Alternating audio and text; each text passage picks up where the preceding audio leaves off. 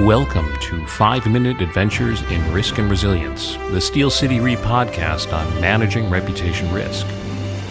Today's episode, Reputation Insurance Protects Trustworthy Governance. "What did you think about the drama at Cracker Barrel?" asked the chief legal officer. "I'm mixed on it," replied the CEO. "I take some comfort in the fact that 75% of their shareholders backed the CEO staying on the board."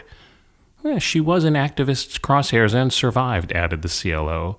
"But the other activist target, a board member and longtime marketing and diversity specialist, failed to receive enough votes to satisfy Cracker Barrel rules and resigned." The CLO nodded. "Around 60% of shares cast were in opposition to him. It's shocking how fast things change. Both of them had received roughly 98% of shares voted at last year's annual meeting." "Is this one more red flag for up-and-coming directors?" asked the CEO. "The NomGov chair sent me an article on how fear of public humiliation is discouraging new potential directors with critical skills." "Well, yes, I think so," replied the CLO. "Cracker Barrel was just one case. Susan from Investor Relations and I have looked at the data trends." "I'm listening," said the CEO. "Okay, headline 1, the CLO continued. Activists are frightening boards into rapid submission. In the second quarter of 2025, the average settlement time with activists was 16 and a half days. "Boards settled in just 16 days, repeated the CEO. "In Q1, a bit longer at 19 days, added the CLO. "This is almost a 5 standard deviation reduction from the 70 and a half day average between 2015 and 2022. And a 90% faster rate than the 166-day average of 2008 through 2015. 16 days is not the model of good governance," said the CEO.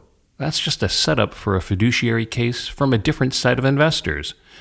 "Susan and I agree. It's a setup," said the CLO. "There's more, right?" asked the CEO. "Yeah," said the CLO. "It is, as you suspected, affecting new promising directors." The CEO grimaced. "Give me the headline on this one." Headline number 2. Directors with diverse backgrounds are not being placed. Appointments of first-time directors in 2025 who self-identify as underrepresented minorities declined by 38% from 2024. 38% down, repeated the CEO. The CLO nodded. Diverse directors, including women in the new S&P 500 class, declined by 22% from 2024. "The S&P 500, repeated the CEO. "I thought directors at those companies were impervious to activists, too big to assail and all that." "Not anymore," said the CLO. "According to the conference board, the chances of a board of an S&P 500 company being targeted is now material. 6 of every 100 campaigns in 2024 targeted those firms." Reflected the CEO. "So the $190 million settlement by Meta directors to end their fiduciary lawsuit was not an outlier?" "It was one of the largest," said the CLO. "But activists are hunting with elephant rifles." "Is there more?" asked the CEO. "Yeah," said the CLO. "I want to move the conversation to something actionable." "Thank you," the CEO replied. "Go on." Okay, headline number 3. There's a surge in reputation insurance interest. "Reputation insurance for boards?" asked the CEO. "I thought that insurance was for PR or something like that." The CLO nodded. "There's a new product for directors and officers who are concerned that their reputation might be damaged through board service, like the diversity specialist at Cracker Barrel."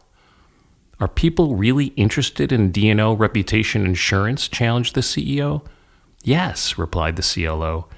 "In the trailing 12 months from November 23, 2025, internet searches for reputation insurance jumped almost 900% over last year, more than 4,000% greater than they were 5 years ago." "D&O reputation insurance?" repeated the CEO. The CLO nodded. "Yeah, there's a product called Side R that protects directors and officers from the opportunity costs that might come from public humiliation and being voted off a board. They say it can help attract and retain qualified board members. There's really an insurance product for this problem? Asked the CEO in disbelief. Yes, replied the CLO. It's one of the new products the insurance industry has come up with that is actually useful. The CEO furrowed his brow. How expensive? The CLO smiled. Reasonable price, but here's the kicker. Susan told me that companies that publicize their reputation protection strategies get meaningful market cap boosts. The CFO concurs? Asked the CEO. Yes, the data shows an average bump of almost 4% persisting after 3 months, said the CLO.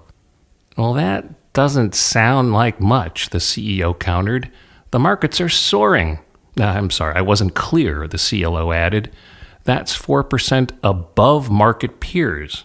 It's actually about 9% above the S&P 500 index. Well, I like this, said the CEO. Side R, is it? Side R Reputation Insurance, replied the CLO. So, said the CEO slowly, almost in disbelief, we can build a governance strategy around Side R, publicize it, give our board assurance that we care, attract the key board talent we need, and boost our equity? That's what the data indicate, replied the CLO. See if you can get Susan to join us, said the CEO, and let's get this Side R reputation insurance strategy into our plan for the new year. With reputation risk forecasting, management, and insurance, Steel City Re helps companies build and prove to stakeholders their thoughtful risk management and dutiful governance overall that is mission critical. It is an authenticated story stakeholders can appreciate and value.